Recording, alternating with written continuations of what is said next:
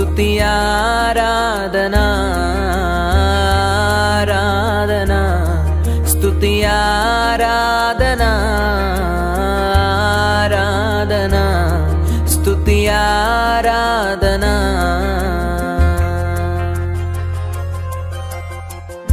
నీ వంటి వారు ఒక్కరును లేరు నీవే అతి శ్రేష్ఠుడా దూతగణములు నిత్యము కొలిచే నీవే పరిశుద్ధుడా నిన్న నేడు మారని ఆరాధనా స్తుతి ఆరాధనా ఆరాధనా స్తుతి ఆరాధనా. దేవుడు వీరిని వీరి కుటుంబాన్ని దీవించునుగాక. ఆమెన్. వీరి కొరకు చిన్న ప్రార్థన చేద్దాం. మహోన్నతుడా, సర్వోన్నతుడా, నీకు వందనాలు తండ్రి. అనేక మంది ప్రజలకు మీ వాక్యమును అందించడానికి నీ విడల వారి కష్టార్జితము నుండి ఈ వాక్యము కొరకు తండ్రి, ఎపిసోడ్ కొరకు వారు స్పాన్సర్ చేసి ఉన్నారు తండ్రి.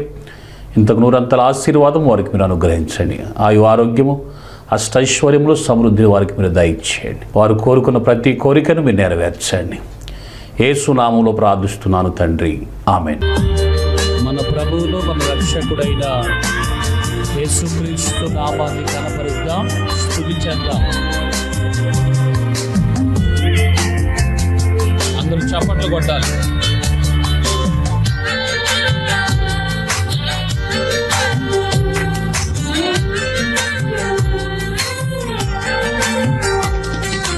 సమస్తానికి ఆధారమైన యేసయ్యా, కృపతో నన్ను జ్ఞాపకం చేసుకోవయ్యా. సమస్తానికి ఆధారమైన యేసయ్యా, కృపతో నన్ను జ్ఞాపకం చేసుకోవయ్యా. ఏ దారిలో వెళ్ళాలో తెలియక ఆగిపోయానయ్యా, మార్గము చూపించి కరుణతో నడిపించు యేసయ్యా. సమస్తానికి ఆధారమైన యేసయ్యా, కృపతో నన్ను జ్ఞాపకం చేసుకోవయ్యా. పరిశుద్ధ దేవుని నామానికి మహిమ కలుగునుగాక. ప్రభు నామములో మీ అందరికీ షలోం, మీ అందరికీ సమాధానం కలుగునుగాక. దేవుని వాక్యము కొరకు మనం అందరము ప్రార్థన చేసుకుందాం. మీరున్న స్థలాల్లో కళ్ళు మూసుకుని వాక్యము కొరకు మీరందరూ కూడా ప్రార్థనలు ఏకీభవించండి. మహోన్నతుడా, సర్వోన్నతుడా, సర్వ సృష్టికి కర్త అయిన దేవుడా, నీకే స్తుతులు చెల్లిస్తున్నా తండ్రి. ప్రభా, నీ వాక్యమును విత్తడమునకి తండ్రి, నీ దాసునుగా ప్రభా నీ పక్షముగా నిలబడి ఉండగా తండ్రి. ప్రభా తండ్రి, నీ వాక్కుని నా నోట ఉంచిన ఆయన నీ బిడ్డలతో మీరు మాట్లాడండి. నీ వాక్యము మమ్మల్ని బ్రతికించుచున్నది. అది బాధల్లో మాకు నెమ్మదిని, వ్యాధుల్లో స్వస్థతను కలగజేస్తూ ఉంది.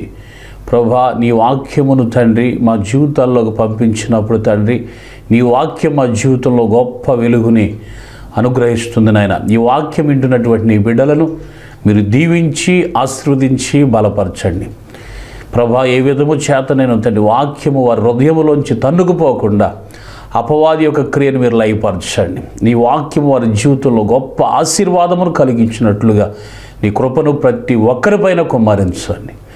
యేసయ్య పరిశుద్ధ నామములో ప్రార్థిస్తున్నాను తండ్రి. ఆమెన్.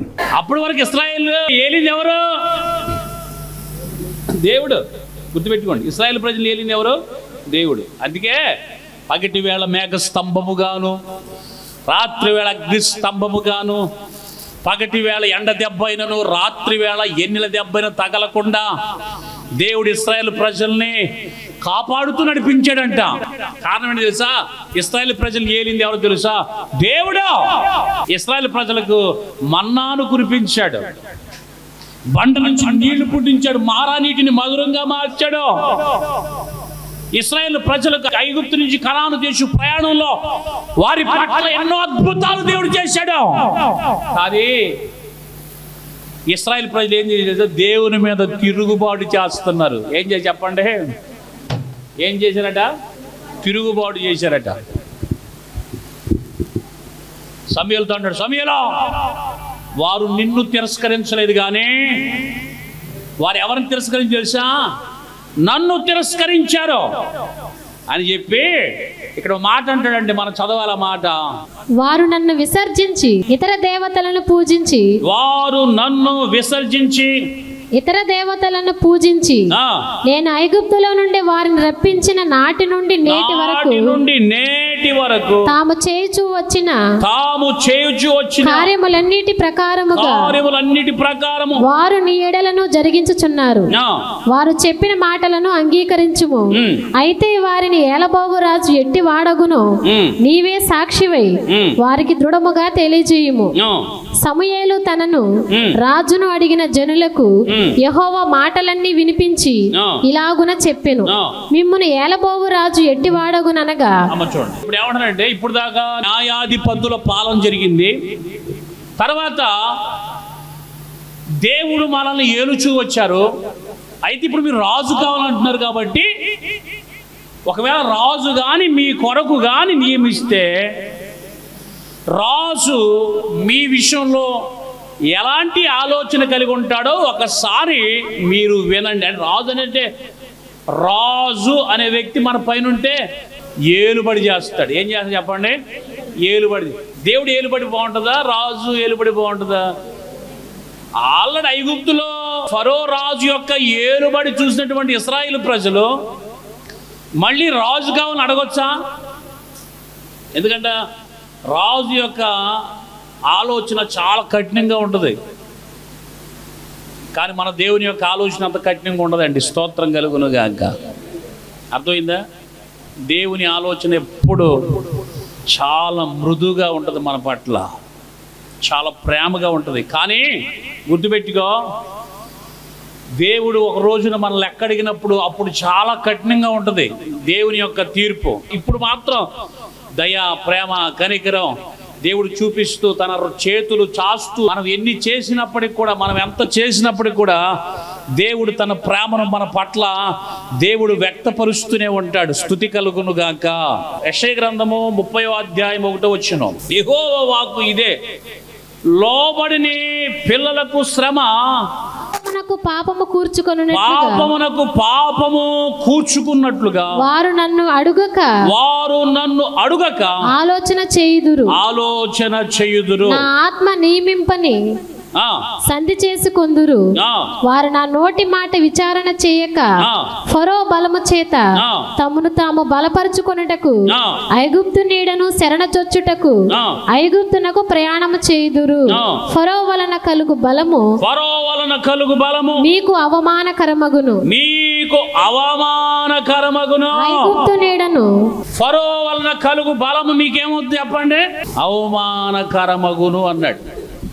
యెహోవాకి ఇది లోబడని పిల్లలకు శ్రమ, పాపమునకు పాపము కూర్చుకున్నట్లుగా వారు నన్ను అడగక ఆలోచన చేయుదురు. నా ఆత్మ నియమింపని సంధి చేసుకుందురు. వారు తిరుగుబడు జనులు, అబద్ధమాడు పిల్లలు, యెహోవా ధర్మశాస్త్రమును విననొల్లని పిల్లలుగా కనిపిస్తా ఉన్నారట. దేవునికి స్తుతి కలుగును గాక. ఐగుప్తు నీడలో వారు శరణ చూచి ఉన్నారు. ఇప్పుడు కూడా మనలో చాలా మంది కూడా అటే వైపు తిరుగుతున్నాం కదా, స్తోత్రం చెప్పాలి. ఏ వైపు తిరుగుతున్నాం? ఐగుప్తు వైపుగా తిరుగుతున్నాం. దేవుడు పాలు తేలు ప్రవహించు కనాను దేశాన్ని నీకు ఇస్తారంటే ఇంకా మనం ఎటువైపు తిరుగుతున్నాం చెప్పండి? మన ప్రయాణం ఐగుప్తు వైపే ఉంది. ఐగుప్తులో ఏముంది? దేవుని ప్రజలకు అక్కడ ఏం జరిగింది? వారు అక్కడ బానిసలుగా బ్రతికారు. ఇశ్రాయేలు ప్రజలు అడుగుతున్నారు, మాకు రాజు కావాలి, మాకు రాజు కావాలి. అయితే ఇక్కడ అన్నాడు చూడండి 10వ వచనం, సమూయేలు తనను రాజుగా అడిగిన జనులకు యెహోవా మాటలు వివరించి వినిపించి ఇలాగు చెప్పెను, మిమ్మును ఏలబోవు రాజు ఆ. ఎట్టి వాడగుననగా ఆ. అతడు మీ కుమారులను పట్టుకుని తన రథములను తోలుటకును. చెప్తున్నాడు, ముందు హెచ్చరిస్తున్నాడు. మీరు రాజు కావాలని అడుగుతున్నారు కదా, మీరు రాజు కావాలని అడుగుతున్నారు. అయితే ఒకవేళ కానీ మీకు రాజును కానీ నియమిస్తే, ఆ రాజు వస్తే మీ పరిస్థితులు ఎలా ఉంటాయి చూడండి అని చెబుతూ ఇక్కడ అన్నాడు, అలాగూ చెప్పాను, మిమ్ములను ఏలబోవు రాజు ఎట్టివాడగుననగా అతడు మీ కుమారులను పట్టుకుని తన రథములను తోలుటకును. ఏం చేస్తాడు? రథములను తోలుటకును, తన గుర్రములను కాపాడుటకును వారిని ఉంచుకొనును.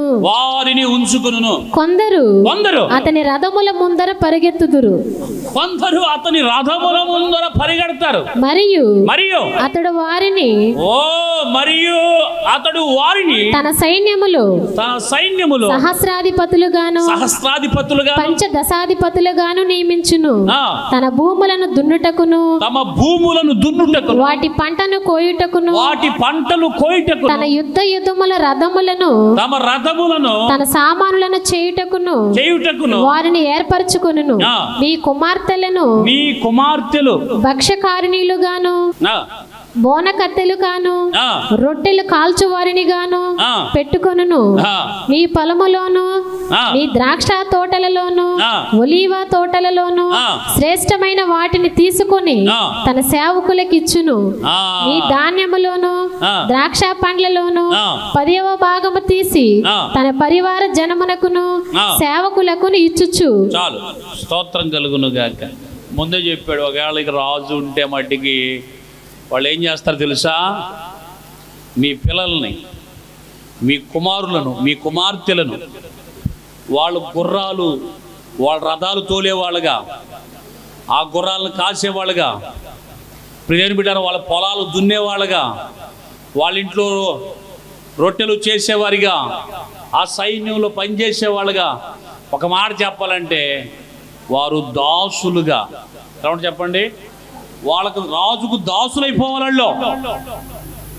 ఇలాంటి వాళ్ళు మీకు అవసరమా అని దేవుడు అడిగితే వాళ్ళు అంటున్నారు, అయినా సరే మాకు రాజు కావాలి. స్తోత్రం చెప్పండి, గట్టిగా చెప్పాలి. అయినా మాకు రాజు కావాలి.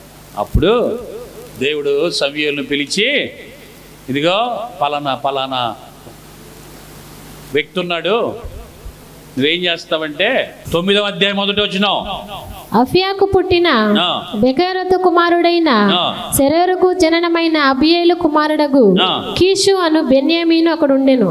కీషు భాగ్యవంతుడగు ఒక బెన్యామీనీయుడు, అతనికి సౌలు అను ఒక కుమారుడుండెను. అతడు బహు సౌందర్యము గల యవ్వనుడు. ఇశ్రాయేలీయులలో అతని పాటి సుందరుడు ఒకడును లేడు. అతడు భుజములను మొదలుకొని పైకి ఇతరుల కంటే ఎత్తుగలవాడు. సౌలు తండ్రి అయిన కీషు యొక్క గార్ధబములు తప్పిపోగా కీషు తన కుమారుడైన సౌలుని పిలిచి, మన దాసులలో ఒకని తీసుకొని పోయి గార్ధబములను వెదకుమని చెప్పాను. ఆమేన్. స్తోత్రం చెప్పండి. ఏం చెప్పాడు? తప్పిపోయిన గాడిదలను వెతుక్కు రమ్మని తన తండ్రి సౌలు తండ్రి చెప్పి పంపించాడు. అంటే ఇప్పుడు సమూయేలు సౌలు దగ్గరికి వెళతా ఉన్నాడు. సౌలు ఏ పని మీద తప్పిపోయిన గాడిదల్ని ఎతకడానికి వెళ్ళాడు. నేను అంటాను, గాడిదలు కాల్చిన తీసుకొచ్చి దేవుడు ఎక్కడ పెట్టాడు చెప్పండి? చెప్పాలి. స్తోత్రం. గాడిదలు కాల్చుకునేటువంటి సౌలుని తీసుకొచ్చి దేవుడు ఎక్కడ పెట్టాడంటే ఇశ్రాయేలు ప్రజలకు రాజుగా దేవుడు పెట్టాడు. ఇశ్రాయేలు ప్రజలకు రాజుగా పెట్టాడు దేవుడు. ఎంత కృతజ్ఞత కలిగి ఉండాలి దేవుడికి. స్తోత్రం చెప్పండి. కింద వచ్చిన చదివితే 10వ అధ్యాయంలో బయలుదేరాడు సమూయేలు. వెళ్ళిపోయి ఏం చేసి తెలుసా? ప్రియని బిడ్డరా, తైలపు బుడ్డి తీసుకున్నాడు. అప్పుడు సమూయేలు తైలపు బుడ్డి పట్టుకుని సౌలు తల మీద తైలము పోసి అతను ముద్దు పెట్టుకున్నాడు. యెహోవా నిన్ను అభిషేకించి తన స్వాస్థ్యము మీద అధిపతిగా నియమించి ఉన్నాడని చెప్పి ఇలాగూ సెలవిచ్చాను. గట్టిగా చప్పట్లు కొట్టాలా? ఏమండి? తప్పిపోయిన గాడిదలు ఎత్తుక్కోవడానికి వెళ్ళాడు ఎవరో? సౌలు. గాడిదలు అంటే గాడిదలు కాసుకున్నటువంటి సౌలుని తీసుకొచ్చి దేవుడు ఏం చేశాడు? ఇశ్రాయేలు ప్రజల పైన రాజుగా చేశాడు. బా, స్తుతి కలుగును గాక. ఇశ్రాయేలు ప్రజల మీద రాజుగా దేవుడు చేశాడు. ఇక్కడ 10వ అధ్యాయంలో అంటాడు కదా, ఏమంట తెలుసా?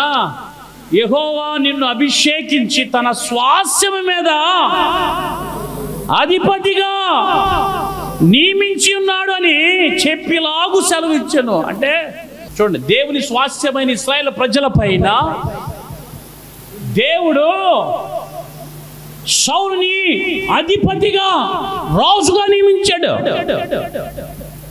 Praise the lord. అభిషేకించబడిన తర్వాత సౌలు మీదకి దేవుని ఆత్మ వచ్చి దేవుని ఆత్మ నడిపింపులు ముందుకెళ్ళాడు.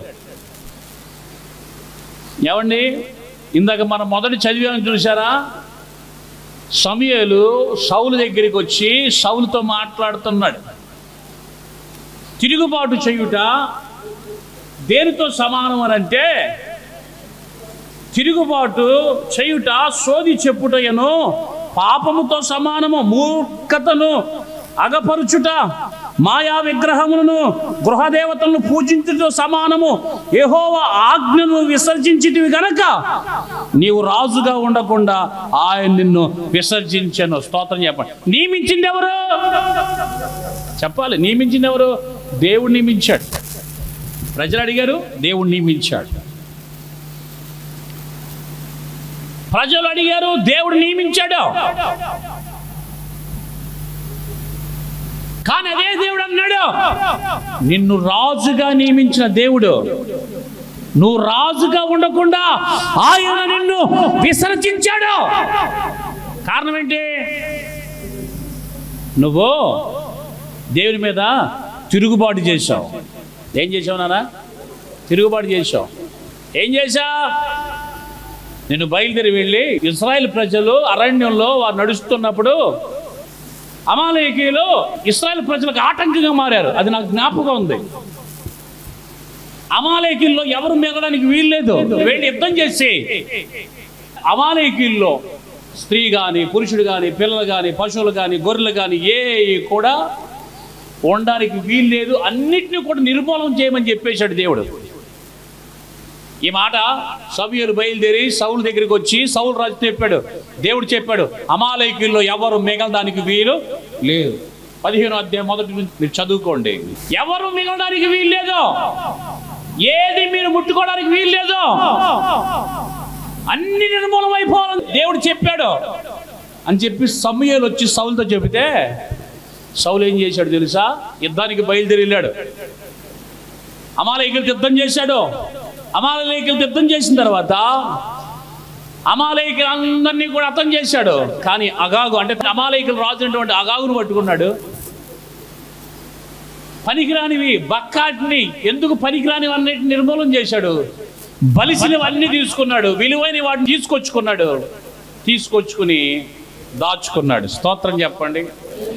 హల్లెలూయా. దాచుకున్నాడు. దేవుడు అన్నాడు సమూయేలుతో అన్నాడు, సమూయేలు సౌలు చేసిన పని ఏంటి? నేనేం చెప్పాను? అమాలేకీయుల్లో ఏమీ మిగలడానికి వీల్లేదని చెప్పాను. సౌలు ఏం చేశాడు? పనికి మాలను తీసేశాడు. పనికి వచ్చి బలిసిని అన్నిటి తీసుకొచ్చి దాచుకున్నాడు. వెళ్ళు. దేవుడు చెప్తున్నాడు, నువ్వు తప్పు చేశావు కాబట్టి గెట్ లాస్ట్. చెప్పి వెళ్ళన్నాడు. సమూయేలు వచ్చాడు. సౌలు దగ్గర నిలబడ్డాడు. 22 వచ్చిన అందుకు సమూయేలు తాను సెలవిజ్ఞ ఆజ్ఞను ఒకడు గైకొనుట వలన యెహోవా సంతోషించినట్లు ఒకడు దహన బలులను అర్పించుట వలన ఆయన సంతోషించున ఆలోచించుము.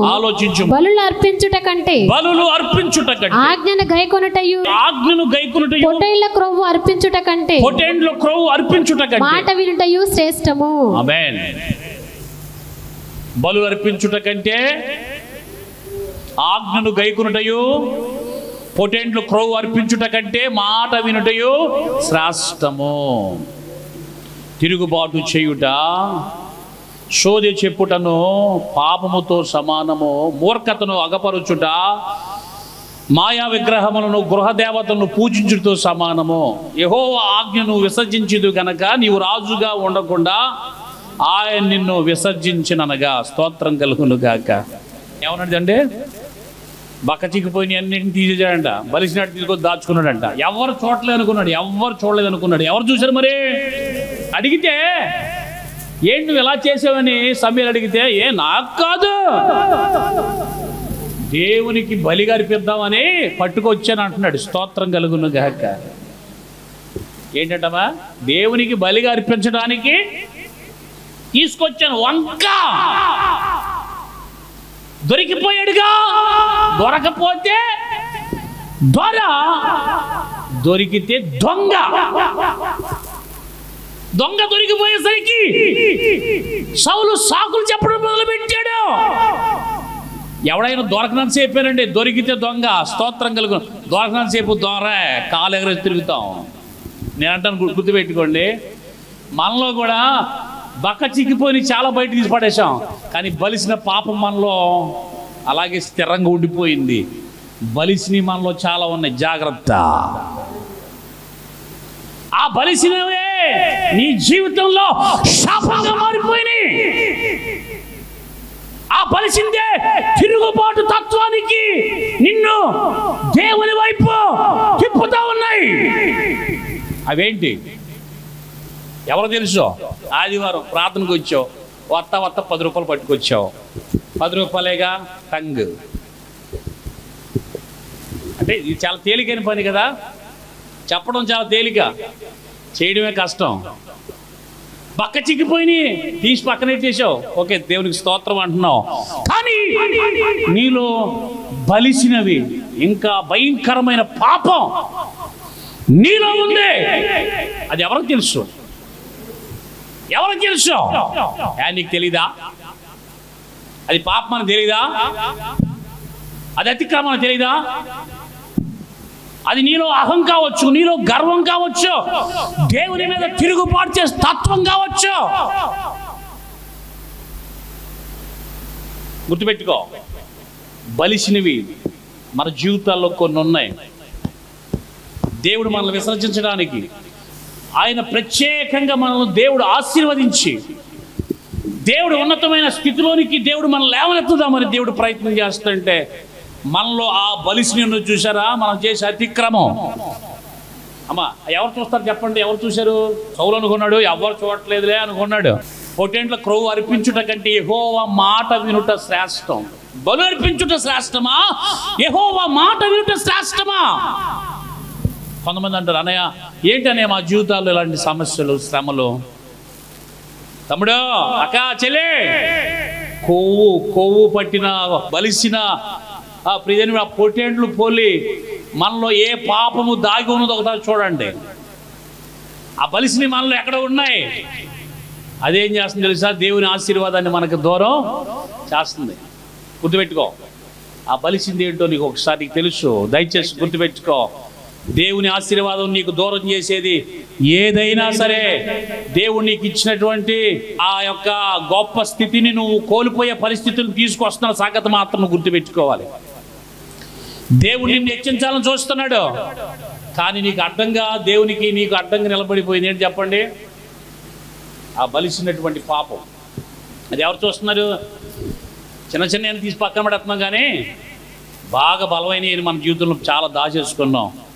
దయచేసి చెప్తున్నా చూడండి, అది మన ముందు తీసి బయట పాడేయాలి. పాపం అంటే ఏంటి? ఆజ్ఞ అతిక్రమమే పాపం. సౌలు తప్పు చేశాడు. గాడిదలు కాచుకొని తీసుకొచ్చి ఇశ్రాయేలు ప్రజల పైన అధిపతిగా దేవుడు నియమించి నిలబెడితే, దేవుడు గొప్ప స్థాయిని సౌలుకి ఇస్తే, సౌలు దేవుని మాటను పెడచెవిన పట్టి దేవుని కృపను కోల్పోయాడు. రాజుగా ఉండడానికి వీలేదని దేవుడు తనను విసర్జించేశాడు. తనకు బదులుగా దేవుడు దావీదును దేవుడు ఎన్నుకున్నాడు. స్తోత్రం చెప్పాలి గట్టిగా. హల్లెలూయా. దేవునికి అప్పగించిన పని కావచ్చు, అదేదైనా కావచ్చు, ఆ స్థానంలో నువ్వు నమ్మకంగా లేకపోతే దేవుడు నిన్ను తీసి పక్కన పడేస్తాడు. గుర్తుపెట్టుకో. నేను అన్ని విధాలుగా దేవుడు లేవనెత్తుతున్నాడేమో, కానీ లేవనెత్తున్నప్పుడు నువ్వు ఒకప్పుడు కనపరిచిన భక్తిని కనపరచకుండా ఈరోజు దేవుని కృప నీ జీవితంలోకి వచ్చిన తర్వాత ఆ బలిసినటువంటి ఆ యొక్క పాపము నీలో ఉండి దేవుని కృపకు దూరం చేసి నువ్వు పొందిన ఆశీర్వాదాలన్నీ కూడా నేల మట్టుకు నిర్మూలము దేవుడు చేస్తున్నాడు. హల్లెలూయా. అమ్మా, దేవుడు మనల్ని హెచ్చిస్తాడు. దేవుడు మనల్ని ఏం చేస్తాడు? సౌలు దేవునికి లోబడితే సౌలును దేవుడు ఎంతగా ఆశీర్వదించి హెచ్చించాడో, ఆజ్ఞ అతిక్రమించాడు, దేవుని కృపను కోల్పోయాడు. నీకు మాట చెప్తాను, ఆత్మను కోల్పోయాడు. దేవుని ఆత్మ సౌలులోంచి బయటకు పోయింది. తర్వాత ఏ ఆత్మ వచ్చింది తెలుసా? సౌలులోకి దురాత్మ వచ్చింది. కారణం ఏంటి తెలుసా? సౌలు చేయకూడని తప్పులు చేయడం మొదలుపెట్టేశాడు. ఇక స్తోత్రం చెప్పాలి. సౌలు చేయడం ఒక తప్పును కప్పిపించడానికి మరొక తప్పు సౌలు చేస్తానే వచ్చాడు. దేవుడి కృపను కోల్పోయాడు, దేవుని ఆత్మను కోల్పోయాడు, దేవుని మహిమను కోల్పోయాడు, దేవుడు ఇచ్చినటువంటి ఆధిక్యతను కోల్పోయాడు. సౌలు చివరాఖరికి మరణం పాలైపోయాడు. స్తోత్రం కలుగును గాక. హల్లెలూయా. దేవుడు ఈరోజు మనకు ఉన్నతమైన స్థితి దేవుడు మనకి ఇస్తున్నాడండి. ఆ స్థితిలో మనము దేవుని యందు భయభక్తులు కలిగి దేవుని మీద తిరుగుబాటు చేయకూడదు, దేవుని సేవకుల మీద తిరుగుబాటు చేయకూడదు, సంఘము మీద తిరుగుబాటు చేయకూడదు, ఇంట్లో కూడా ఒకరి మీద ఒకరు తిరుగుబాటు చేసుకోకూడదు. దేవునికి లోబడాలి. దేవుడు మనకి ఇచ్చిన కృపకి మనం అందరం కూడా చాలా జాగ్రత్తగా బ్రతికితే అది మన జీవితంలో చాలా నెమ్మదిస్తుంది. అతి కృప, అతి ఆశీర్వాదం దేవుడు మన అందరికి అనుగ్రహించునుగాక. దేవుడు మనల్ని దీవించునుగాక. మీ అందరికీ ప్రభునామములో షలోం. దేవుడు మిమ్మల్ని అందరినీ దీవించునుగాక. ప్రార్థన చేసుకుందాం. మహోన్నతుడా, సర్వోన్నతుడా, సర్వ సృష్టికి కర్త అయిన దేవుడా, నీకే స్తుతులు చెల్లిస్తున్న తండ్రి. ఇప్పుడు దాకా వాక్యము ద్వారా నీ బిడ్డలతో మీరు మాట్లాడి ఉన్నారు తండ్రి.